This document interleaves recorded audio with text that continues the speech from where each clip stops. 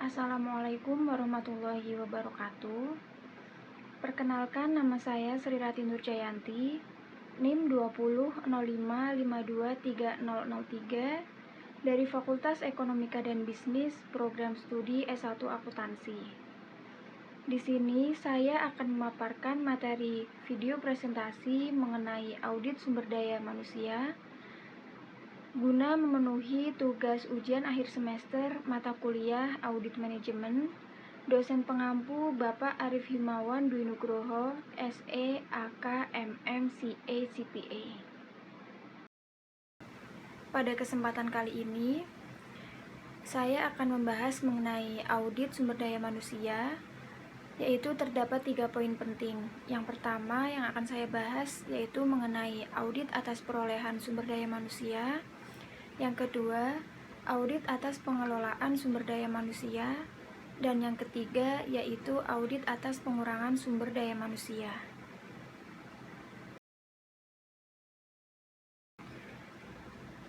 Audit sumber daya manusia merupakan penilaian dan analisis yang komprehensif terhadap program-program sumber daya manusia. Walaupun secara khusus, audit ini dilakukan pada Departemen SDM, tetapi tidak terbatas hanya pada aktivitas yang terjadi pada departemen ini. Audit sumber daya manusia menekankan pada penilaian atau evaluasi terhadap berbagai aktivitas sumber daya manusia yang terjadi pada perusahaan dalam rangka memastikan apakah aktivitas tersebut telah berjalan secara ekonomis, efisien, dan efektif dalam mencapai tujuannya, serta memberikan rekomendasi perbaikan atas berbagai kekurangan yang masih terjadi pada aktivitas sumber daya manusia yang diaudit untuk meningkatkan kinerja dari program atau aktivitas tersebut. Selanjutnya yaitu tujuan audit sumber daya manusia. Tujuan audit sumber daya manusia antara lain: yang pertama yaitu menilai efektivitas dari fungsi sumber daya manusia. Yang kedua, menilai apakah program atau aktivitas sumber daya manusia telah berjalan secara ekonomis, efektif, dan efisien. Ketiga, memastikan ketaatan berbagai program atau aktivitas sumber daya manusia terhadap ketentuan hukum, peraturan, dan kebijakan yang berlaku di perusahaan. Keempat, mengidentifikasi berbagai hal yang masih dapat ditingkatkan terhadap aktivitas sumber daya manusia dalam menunjang kontribusinya terhadap perusahaan. Kelima, merumuskan beberapa langkah perbaikan yang tepat untuk meningkatkan ekonomisasi, efisiensi, dan efektivitas berbagai program atau aktivitas sumber daya manusia.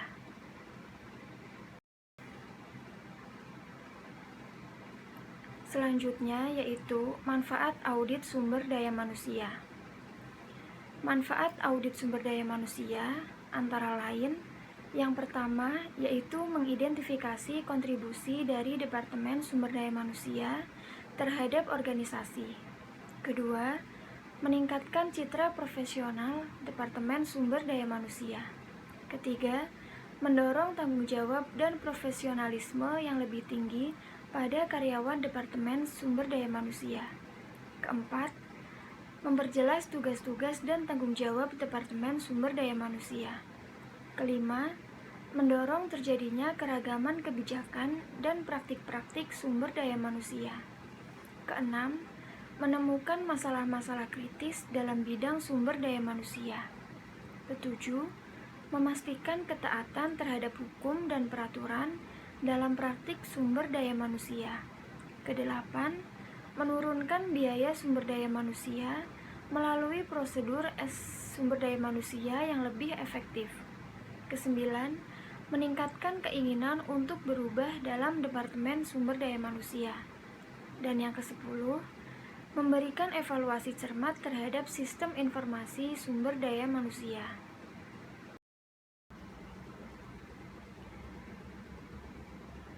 Selanjutnya yaitu pendekatan audit sumber daya manusia. Pendekatan audit sumber daya manusia dibagi menjadi 3, yaitu yang pertama, menentukan ketaatan pada hukum dan berbagai peraturan yang berlaku. Audit menekankan penilaian bagaimana perusahaan menetapkan berbagai aturan dan kebijakan yang secara internal berlaku di perusahaan. Apakah telah sesuai dengan aturan dan hukum yang ditetapkan pemerintah sebagai pemegang otoritas, dan apakah setiap komponen dalam organisasi menjalankan aktivitasnya sesuai dengan aturan dan kebijakan tersebut. Manajemen puncak harus menyadari bahwa manajer di setiap tingkat berkewajiban untuk menaati peraturan dan ketentuan hukum yang berlaku. Berbagai peraturan telah dikeluarkan pemerintah berkaitan dengan ketenagakerjaan, seperti pada Undang-Undang Nomor 13 Tahun 2003 tentang Ketenagakerjaan dan berbagai peraturan lain yang merupakan penjabaran dari undang-undang tersebut. Peraturan ini mengatur tentang hak dan kewajiban perusahaan terhadap tenaga kerja dan pemerintah sebagai pihak pemberi kerja, serta kepada perusahaan, dan bagaimana kedua belah pihak sama-sama menjaga hubungan yang harmonis sehingga tujuan karyawan dan perusahaan dapat tercapai dengan baik. Perusahaan harus mampu membuat berbagai kebijakan dan peraturan yang secara internal diterapkan pada perusahaan tersebut dengan tetap menaati peraturan yang telah ditetapkan oleh pemerintah. Berbagai program seperti peningkatan kesejahteraan karyawan, keselamatan kerja, peningkatan keterampilan, dan keahlian karyawan sering menjadi sorotan audit. Di samping itu, yang tidak kalah pentingnya perlu untuk diaudit adalah bagaimana karyawan melaksanakan kewajiban dan tanggung jawabnya secara profesional dalam kerangka aturan dan kebijakan yang telah ditetapkan oleh perusahaan. Pendekatan yang kedua, yaitu mengukur kesesuaian program dengan tujuan organisasi. Semakin pentingnya arti produktivitas karyawan bagi perusahaan, menjadikan manajemen puncak memberikan perhatian yang lebih baik kepada Departemen SDM. Produktivitas berasal dari kelompok karyawan yang tertantang diberdayakan, mempunyai semangat dan dihargai, membuat setiap orang sebagai bagian dari setiap langkah yang diambil dan memperbolehkannya berpendapat atau memiliki peran dalam keberhasilan perusahaan merupakan sumber peningkatan produktivitas yang sangat berarti bagi perusahaan. Manajer SDM sebagai pengendali fungsi ini dituntut untuk mampu mengarahkan program-programnya pada berbagai aktivitas yang dapat meningkatkan produktivitasnya sesuai dengan kebutuhan perusahaan. Keselarasan tujuan Departemen Sumber Daya Manusia, mulai dari tujuan para karyawannya sampai tujuan berbagai program yang ditetapkan pada departemen ini, dengan tujuan perusahaan secara keseluruhan, harus menjadi pertimbangan utama dalam penyusunan rencana di Departemen SDM. Pemahaman terhadap tujuan perusahaan dan strategi pencapaiannya menjadi dasar dalam penyusunan program setiap fungsi SDM. Tren yang berkembang saat ini, di mana SDM adalah sumber kekuatan bersaing perusahaan, menantang manajer sumber daya manusia untuk berinovasi dalam menciptakan model pengelolaan sumber daya manusia yang tepat, sesuai dengan strategi yang telah ditetapkan. Menjadikan sumber daya manusia sebagai kekuatan bersaing menuntut adanya program pengelolaan sumber daya manusia yang secara optimal, memberikan ruang dan waktu terhadap keterlibatan sumber daya manusia dalam keberhasilan perusahaan. Pemberdayaan sumber daya manusia dapat diwujudkan dalam berbagai program yang memberikan kesempatan yang sebesar-besarnya bagi karyawan untuk berpartisipasi dan mengambil peran dalam mencapai keberhasilan perusahaan. Perusahaan harus secara periodik melakukan evaluasi terhadap program-program dalam proses sumber daya manusianya untuk menilai apakah program-program yang telah ditetapkan sesuai dengan tujuan perusahaan secara keseluruhan. Oleh karena itu, penilaian terhadap kesesuaian dan dukungan dengan program atau aktivitas sumber daya manusia terhadap strategi pencapaian tujuan perusahaan menjadi sorotan yang penting dalam audit sumber daya manusia. Yang ketiga, yaitu menilai kinerja program. Mengukur kinerja program berarti menghubungkan aktivitas akrual program sumber daya manusia yang diaudit dengan ukuran-ukuran keberhasilan yang telah ditetapkan sebelumnya. Di samping itu, ukuran keberhasilan, penilaian kinerja program juga dihubungkan dengan strategi dan rencana yang telah ditetapkan. Untuk mencapai tujuannya, fungsi sumber daya manusia menetapkan berbagai program sebagai implementasi rencana yang telah ditetapkan. Apakah program yang telah ditetapkan tersebut telah terlaksana secara ekonomis, efisien, dan efektif dalam mencapai tujuannya? Audit sumber daya manusia melakukan evaluasi secara komprehensif terhadap kinerja program yang dilaksanakan pada perusahaan. Penilaian ditekankan pada ekonomisasi, efisiensi, dan efektivitas program dalam mencapai tujuannya.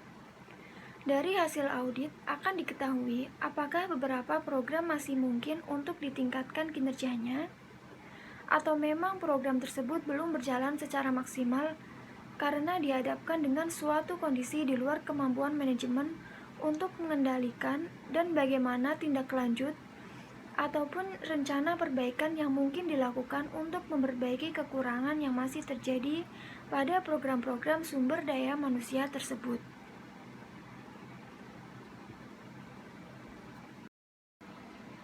Selanjutnya, saya akan menjelaskan mengenai audit atas perolehan sumber daya manusia. Poin pertama yaitu perencanaan sumber daya manusia. Perencanaan sumber daya manusia merupakan proses analisis dan identifikasi tentang kebutuhan dan ketersediaan sumber daya manusia untuk menyelesaikan berbagai bidang tugas dan tanggung jawab yang harus dikelola perusahaan dalam mencapai tujuannya. Rencana sumber daya manusia merupakan bagian dari rencana strategi perusahaan, di mana rencana ini memastikan kebutuhan sumber daya manusia untuk mengimplementasikan strategi pencapaian tujuan perusahaan dapat terpenuhi dalam kapasitas, kualitas, dan kualifikasinya yang tepat pada saat diperlukan. Oleh karena itu, perencanaan sumber daya manusia harus secara maksimal mengadopsi berbagai perubahan lingkungan bisnis dan organisasi yang terjadi, sehingga dapat memenuhi tuntutan perubahan tersebut yang tertuang dalam rencana strategis perusahaan. Menjadikan sumber daya manusia sebagai sumber kekuatan bersaing berarti menempatkan sumber daya manusia sebagai kompetensi inti untuk mendapatkan keunggulan bersaing bagi perusahaan.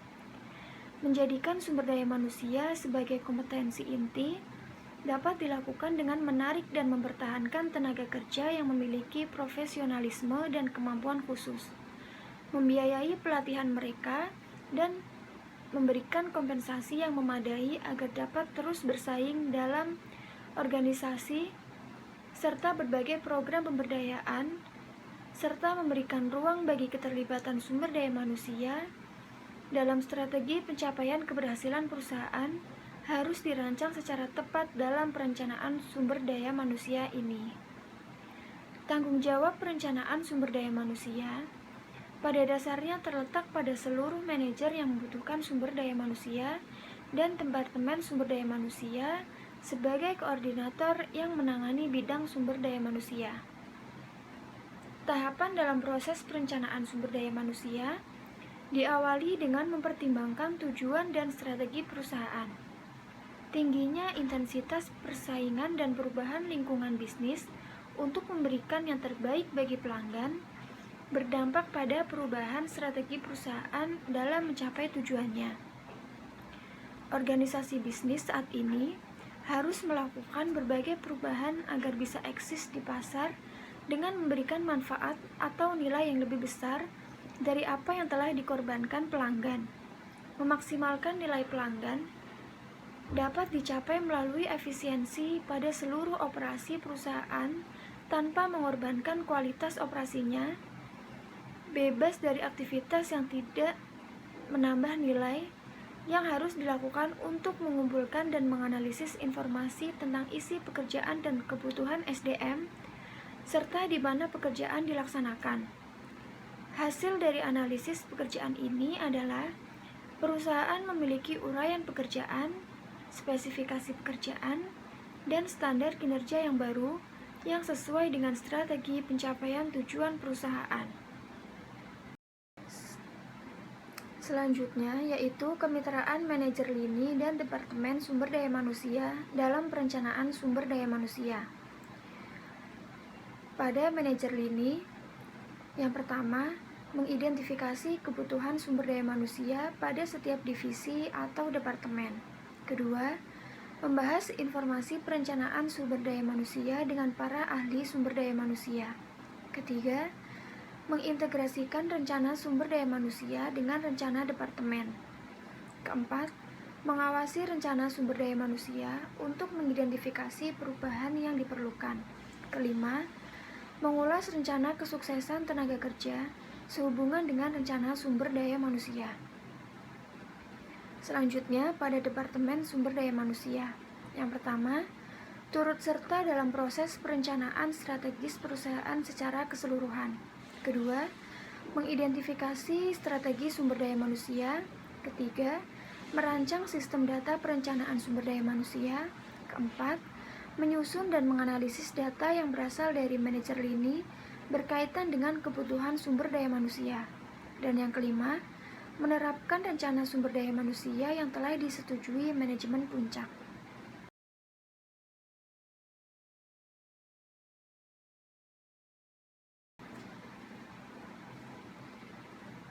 Setelah perusahaan memiliki uraian, spesifikasi perusahaan, dan standar kinerja yang baru, penilaian terhadap kondisi SDM internal harus dilakukan. Tujuannya untuk menilai ketersediaan dan kemampuan sumber daya manusia untuk melaksanakan pekerjaan yang ada dalam operasional perusahaan. Penilaian tersebut akan memberikan informasi kepada perancang tentang, yang pertama, pekerjaan yang ada saat ini. Kedua, betapa banyak SDM yang terlibat pada setiap tugas. Ketiga, seberapa pentingnya tugas-tugas tersebut dalam mencapai tujuan perusahaan. Keempat, pekerjaan mana yang membutuhkan penerapan strategi organisasi. Dan yang terakhir, apa saja karakteristik dari pekerjaan yang diharapkan. Faktor yang mempengaruhi penawaran tenaga kerja yang harus diperhatikan dalam perencanaan sumber daya manusia. Yang pertama, pengaruh pemerintah. Kedua, kondisi perekonomian. Ketiga, kondisi persaingan dan posisi perusahaan di pasar. Dan yang keempat, yaitu komposisi tenaga kerja dan pola kerja. Hal ini harus mendapat perhatian yang memadai agar proses penerimaan tenaga kerja yang dilakukan perusahaan dapat memenuhi kebutuhan SDM perusahaan dan tidak melanggar hukum ataupun peraturan yang berhubungan dengan penerimaan tenaga kerja. Berikut adalah beberapa sumber tenaga kerja sebagai alternatif dalam pencarian sumber daya manusia. Yang pertama, lembaga pelatihan tenaga kerja. Kedua, perguruan tinggi. Ketiga, bursa kerja. Dan keempat, yaitu lembaga-lembaga lain yang menyediakan atau mempersiapkan tenaga kerja siap pakai. Penerimaan sumber daya manusia harus mampu memilih sumber tenaga kerja yang paling efisien dalam mendapatkan kualifikasi tenaga kerja sesuai dengan kebutuhan perusahaan. Informasi yang diperoleh dari hasil penilaian lingkungan internal dan analisis lingkungan eksternal digunakan untuk meramal permintaan dan kebutuhan SDM sesuai dengan tujuan dan strategi perusahaan. Peramalan pada dasarnya adalah identifikasi kondisi di masa depan yang diharapkan. Berdasarkan informasi masa lalu dan yang terjadi saat ini, hasil dari peramalan ini adalah kebutuhan SDM perusahaan di masa yang akan datang dan dari sumber yang mana kebutuhan tersebut terpenuhi. Keseluruhan tahap dan perencanaan sumber daya manusia ini menghasilkan suatu rencana sumber daya manusia yang meliputi rencana perolehan dan pengelolaan sumber daya manusia, serta pemutusan hubungan kerja. Hasil dari perencanaan sumber daya manusia menjadi panduan dari berbagai program atau aktivitas sumber daya manusia yang akan dilaksanakan perusahaan di masa depan. Secara keseluruhan, program-program tersebut ditujukan untuk memenuhi kebutuhan sumber daya manusia perusahaan, meningkatkan kemampuan sumber daya manusia dalam melaksanakan wewenang serta tanggung jawabnya, serta memberi kepuasan kerja melalui pemenuhan kebutuhan karyawan, baik yang bersifat finansial maupun non-finansial. Beberapa tujuan yang ingin dicapai melalui perencanaan sumber daya manusia menunjukkan komitmen fungsi sumber daya manusia dalam pencapaian tujuan perusahaan secara keseluruhan. Selanjutnya yaitu tujuan yang ingin dicapai melalui perencanaan sumber daya manusia menunjukkan komitmen fungsi sumber daya manusia dalam pencapaian tujuan perusahaan secara keseluruhan melalui yang pertama, menentukan kuantitas dan kualitas sumber daya manusia yang akan mengisi semua formasi di dalam perusahaan. Kedua, menjamin tersedianya sumber daya manusia saat ini dan yang akan datang, sehingga setiap perusahaan ada yang mengerjakan dan mempertanggungjawabkannya. Ketiga, menghindari terjadinya mismanagement dan tumpang tindih dalam pelaksanaan tugas. Keempat, memudahkan koordinasi, integrasi, dan sinkronisasi pengelolaan sumber daya manusia sehingga produktivitas kerja meningkat. Kelima, menghindari kekurangan atau kelebihan sumber daya manusia. Keenam, memberikan pedoman bagi setiap program atau aktivitas sumber daya manusia. Dan yang ketujuh, memberikan dasar untuk melakukan evaluasi terhadap karyawan. Manfaat dari perencanaan sumber daya manusia meliputi yang pertama, perusahaan dapat memanfaatkan secara optimal sumber daya manusia yang sudah ada di perusahaan. Kedua, meningkatkan efektivitas kerja.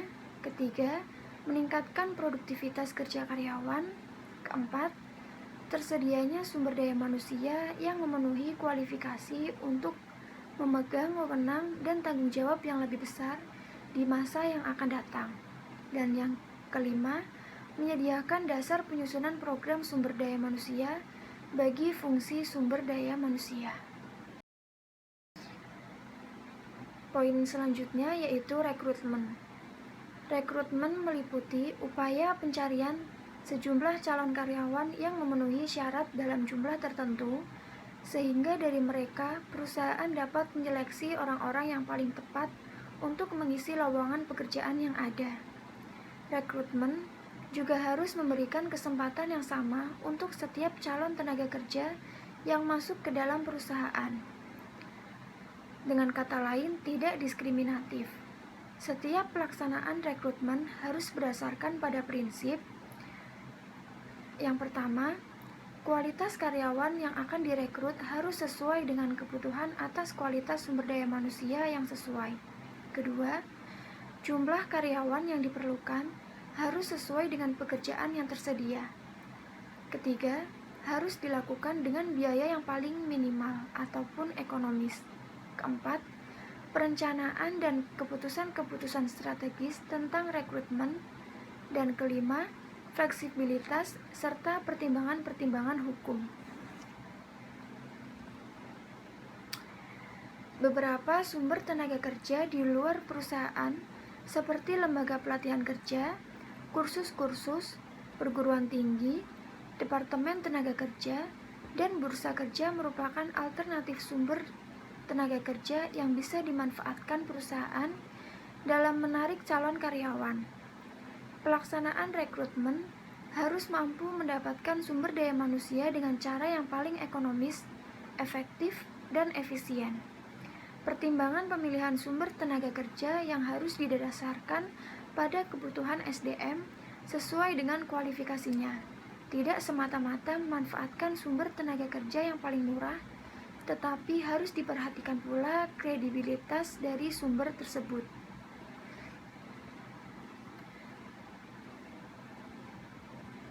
Selanjutnya, rekrutmen juga harus memberikan kesempatan yang sama untuk setiap calon tenaga kerja untuk masuk ke dalam perusahaan, dan juga tidak diskriminatif. Setiap pelaksanaan rekrutmen harus didasarkan pada prinsip-prinsip sebagai berikut. Poin selanjutnya yaitu seleksi dan penempatan. Seleksi adalah proses mendapatkan dan menggunakan informasi mengenai pelamar kerja untuk mendapatkan siapa yang seharusnya diterima menduduki posisi jangka pendek dan jangka panjang. Sementara penempatan atau placement berkaitan dengan pencocokan seseorang dengan jabatan yang akan dipegangnya. Seleksi dan penempatan bertujuan untuk mendapatkan orang yang tepat pada jabatan ataupun pekerjaan yang tepat pula. Hal ini berarti mengukur kesesuaian antara keterampilan, pengetahuan, dan kemampuan seseorang dengan tuntutan pekerjaan, dan juga kecocokan antara kepribadian, minat, kesukaan, serta kesempatan dan budaya yang terkait dengan perusahaan secara keseluruhan. Pelaksanaan seleksi yang berjalan dengan baik dapat menjamin bahwa perusahaan mempunyai karyawan yang dapat menjalankan tugasnya dengan baik dan menghasilkan produktivitas yang tinggi pula. Pelaksanaan seleksi menghubungkan antara elemen-elemen kinerja setiap pekerjaan dengan kriteria seleksi bagi tenaga kerja yang akan memenuhi tujuan kinerja dan prediktor-prediktor operasional kriteria seleksi. Kriteria seleksi merupakan karakteristik yang harus dimiliki oleh seseorang agar dapat melakukan pekerjaannya dengan berhasil, sedangkan prediktor adalah indikator-indikator yang dapat diukur dari kriteria seleksi.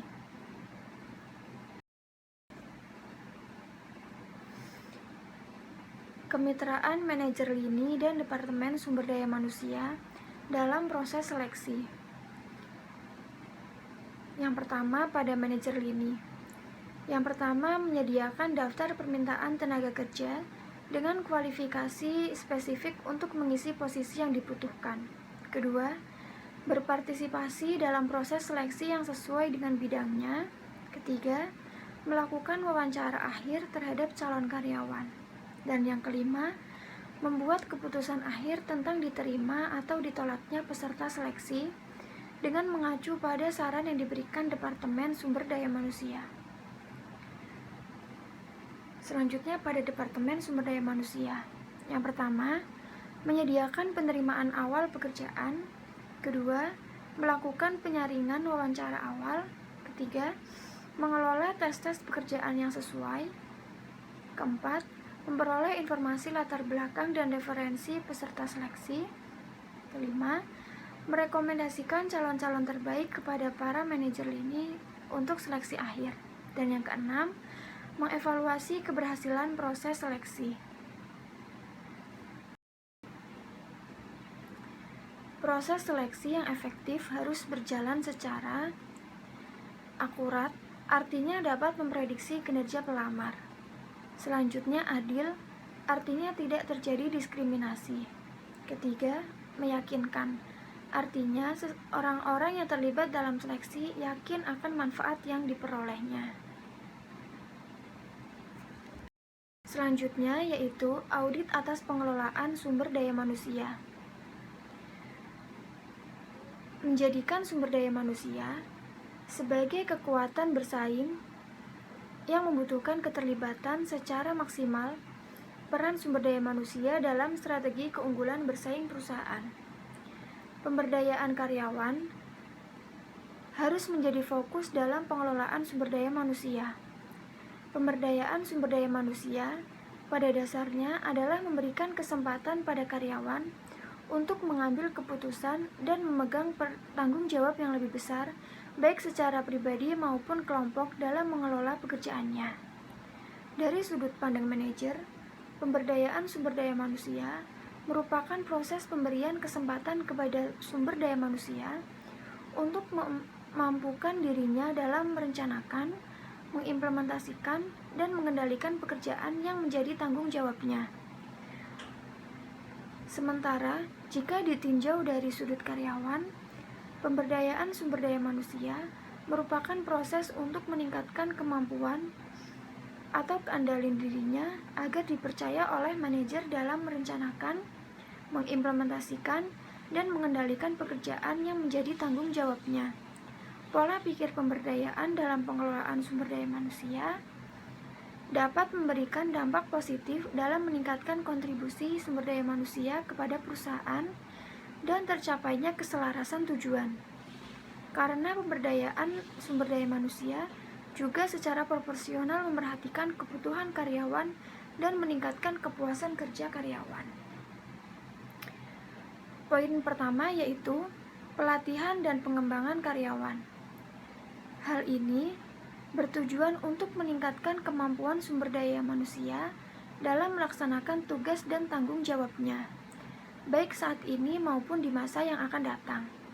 Pelatihan penekanan pada peningkatan keterampilan dan kemampuan SDM dalam melaksanakan tugas dan tanggung jawabnya saat ini, sedangkan pengembangan SDM lebih menekankan pada peningkatan sumber daya manusia di masa yang akan datang.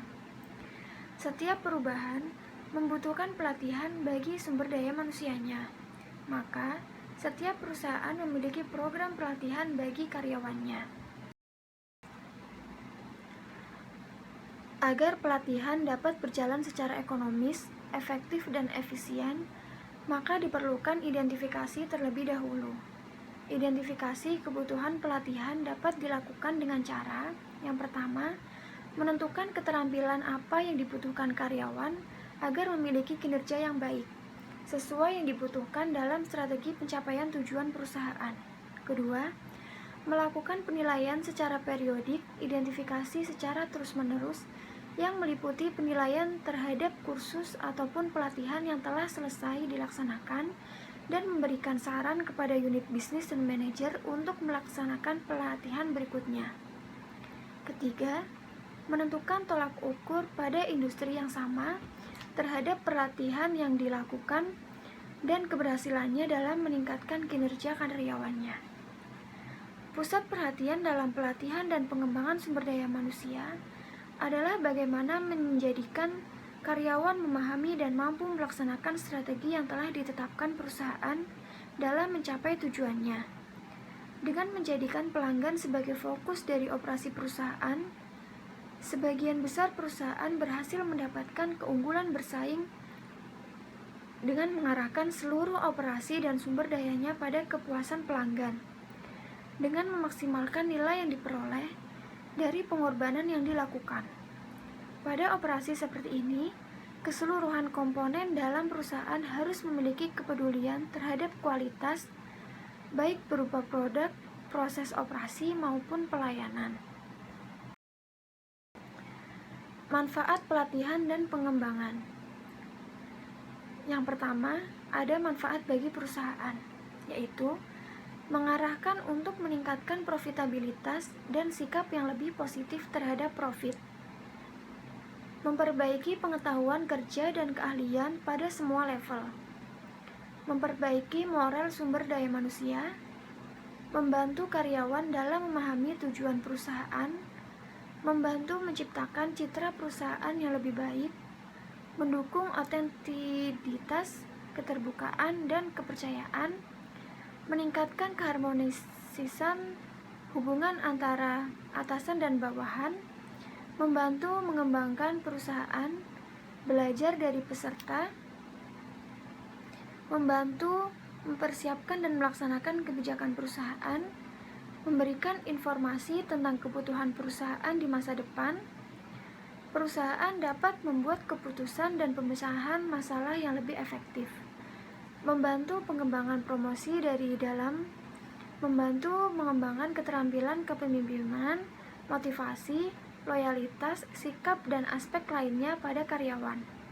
Membantu meningkatkan efisiensi, efektivitas, produktivitas, dan kualitas. Membantu menekan biaya dalam berbagai bidang seperti produksi, sumber daya manusia, dan administrasi.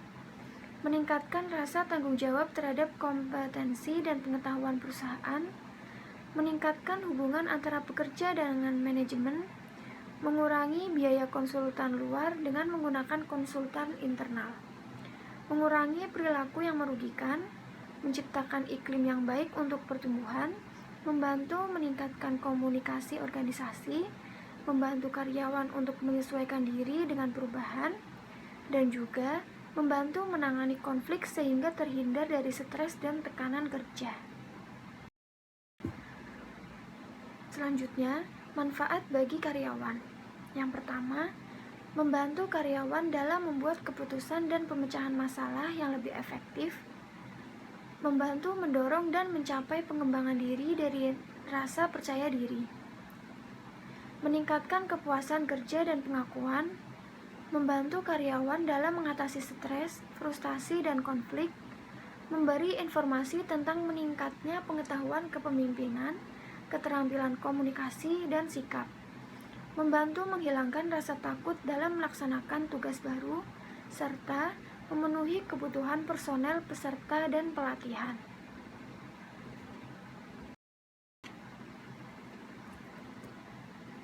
Selanjutnya, yaitu manfaat dalam hubungan kerja karyawan. Yang pertama, meningkatkan komunikasi antar kelompok dan individu. Kedua, membantu dalam orientasi karyawan baru atau karyawan transfer atau promosi. Ketiga, memberikan informasi tentang kesamaan kesempatan dan aksi afirmatif. Keempat, meningkatkan keterampilan interpersonel. Kelima, memberikan informasi mengenai hukum pemerintah dan kebijakan internasional. Keenam, membantu kebijakan perusahaan, aturan, dan regulasi. Ketujuh, meningkatkan kualitas moral. Kedelapan, membangun kekompakan kelompok. Kesembilan, memberikan iklim yang baik untuk belajar, bertumbuh, dan koordinasi. Dan yang kesepuluh, membuat perusahaan menjadi tempat yang baik untuk bekerja dan hidup.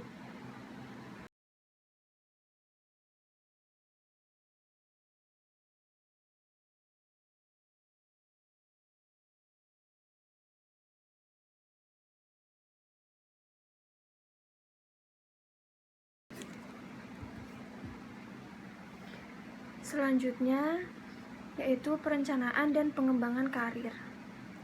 Karir adalah seluruh pekerjaan yang dimiliki atau dilakukan oleh individu selama masa hidupnya. Karir merupakan pola dari pekerjaan yang sangat berhubungan dengan pengalaman yang mencakup posisi, wewenang, keputusan, dan interpretasi subjektif atas pekerjaan dan aktivitas selama masa kerja individu. Tujuan karir adalah posisi di masa depan yang ingin oleh individu dalam pekerjaannya. Tujuan ini berperan sebagai tolak ukur sepanjang jenjang karir seseorang. Pengembangan karir seseorang karyawan menunjukkan semakin meningkatnya kemampuan karyawan tersebut dalam memegang tugas, wewenang, dan tanggung jawab yang lebih besar dalam pekerjaannya. Untuk dapat memegang tanggung jawab yang lebih besar tersebut, seseorang karyawan harus memiliki kemampuan yang memadai, baik dalam keterampilan dan keahlian yang sifatnya teknis maupun kemampuan manajerial sebagai seorang mengambil keputusan.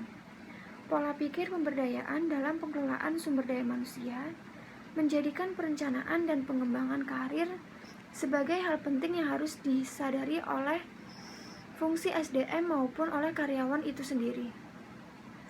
Fungsi sumber daya manusia harus secara sadar dan bertanggung jawab membantu karyawan dalam merencanakan dan mengembangkan karir karyawan. Di samping itu, karyawan juga harus secara sadar dan bertanggung jawab mengusahakan berbagai hal yang harus dipenuhi dalam perencanaan dan pengembangan karirnya. Karena setiap peningkatan karir membutuhkan kualifikasi tertentu yang sesuai dengan wewenang dan tanggung jawab yang melekat pada karir tersebut.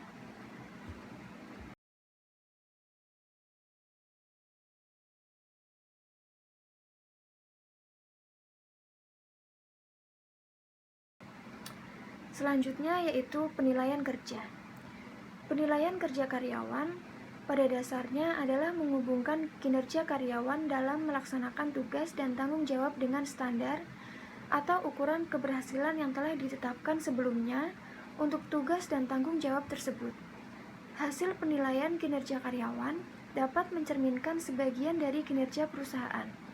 Kegagalan produk yang disebabkan oleh beberapa faktor internal maupun faktor eksternal. Sebagian dapat mencerminkan dari kinerja karyawan di bagian produksi. Karena kegagalan produk, salah satunya dapat terjadi karena kurang cukupnya karyawan tersebut dalam melaksanakan tugas dan tanggung jawabnya. Berdasarkan orientasi penilaian, tujuan penilaian kinerja dapat dibedakan menjadi dua, yaitu tujuan penilaian yang berorientasi masa lalu dan tujuan penilaian yang berorientasi di masa yang akan datang. Penilaian kinerja berorientasi masa lalu lebih menekankan pada apa yang telah dicapai karyawan pada suatu periode tertentu untuk mengabaikan potensi karyawan yang masih bisa ditingkatkan untuk kinerja di masa depan. Penilaian kinerja model ini lebih ditunjukkan untuk mengandalkan perilaku karyawan dan penggunaannya untuk memberikan ganjaran atau hukuman, mengambil keputusan kenaikan gaji atau promosi, serta menempatkan karyawan di posisi yang paling sesuai agar dapat melaksanakan pekerjaan tertentu.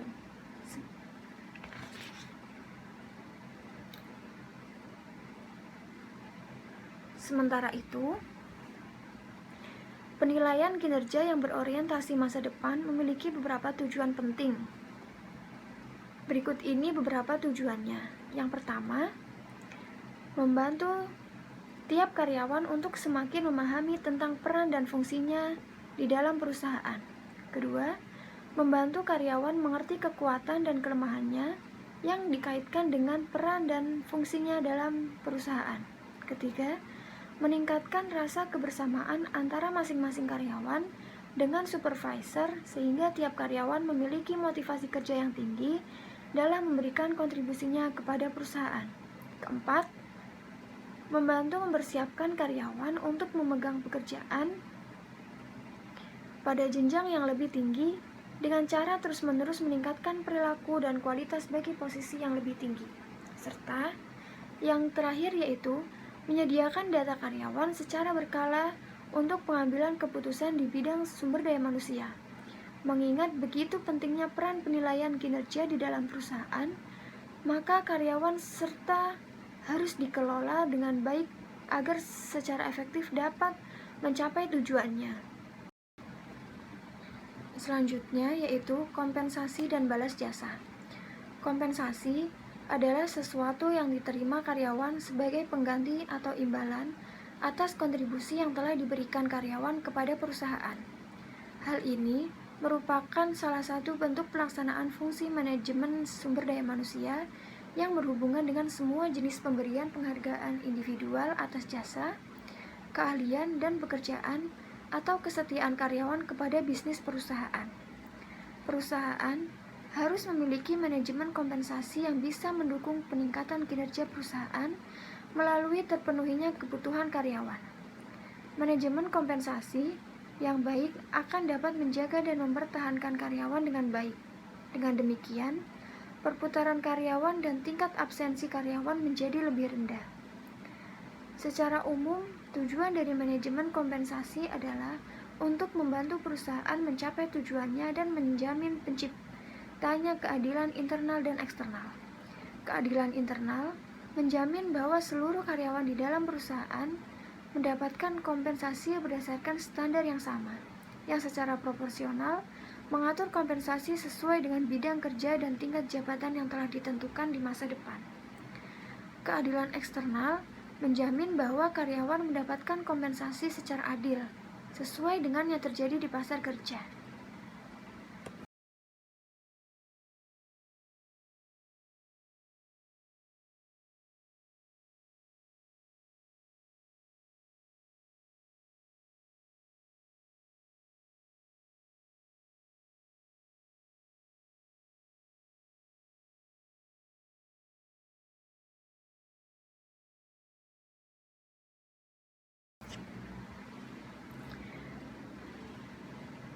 Poin selanjutnya yaitu kepuasan kerja karyawan.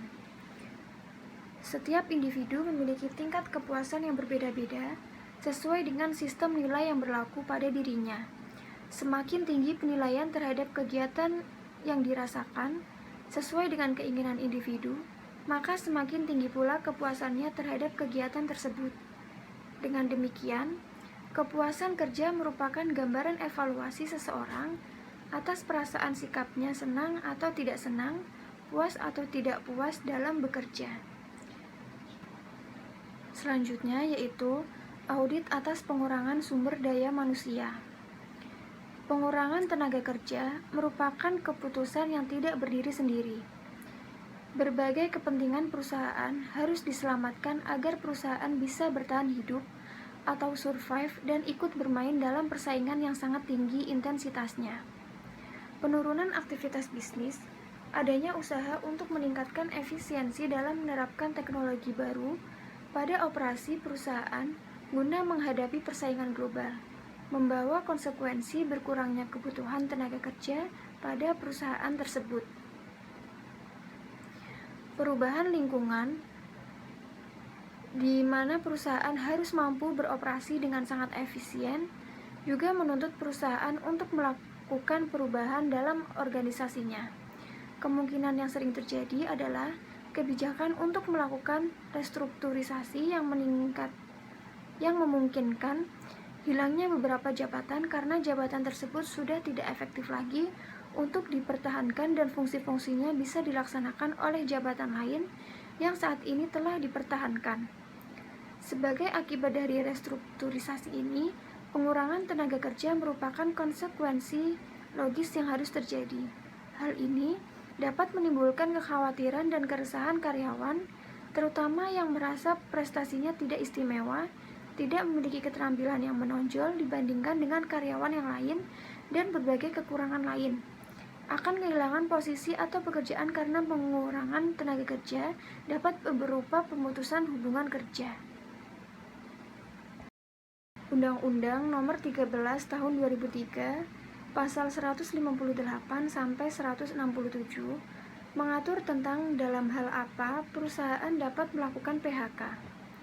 Alasan perusahaan dapat melakukan PHK antara lain, yang pertama yaitu tenaga kerja melakukan pelanggaran berat atau penipuan, pencurian, membocorkan rahasia perusahaan, dan sebagainya. Setelah kesalahannya telah dibuktikan. Kedua, tenaga kerja melakukan tindakan pidana dan dinyatakan bersalah oleh pengadilan. Ketiga, tenaga kerja melakukan pelanggaran terhadap perjanjian kerja bersama atau setelah mendapatkan surat peringatan terlebih dahulu sebanyak 3 kali berturut-turut. Keempat, tenaga kerja mengundurkan diri atau secara sukarela.